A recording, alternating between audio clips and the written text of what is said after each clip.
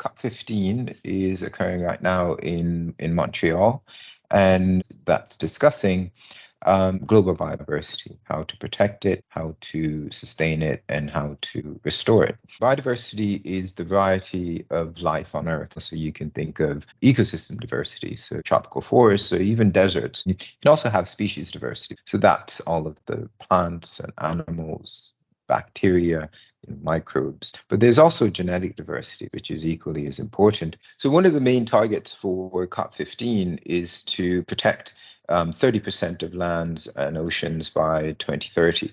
Currently, there's about 16% of land that's protected and 7% of oceans. One of the challenges with achieving that 30% target is to ensure that local communities and indigenous peoples are active participants. One of the ways that we can do that is through various types of funds, wherein developed countries pay into a global fund that developing countries, particularly tropical developing countries, can access to help them with protecting the biodiversity within their lands.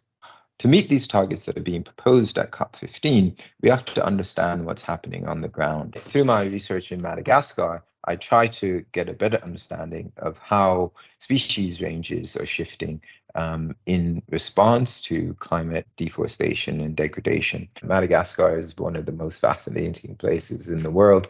There are so many species, plants and animals, that are found nowhere else in the world. So you're probably familiar with lemurs, but there are also baobab trees and chameleons and tenrecs. Another aspect of my research, and something that's quite timely as well, is to try to understand the extinction risks that certain species are facing. Arguably, we're in a sixth mass extinction. So if species begin to go extinct or lost from the world, they're never ever going to come back again.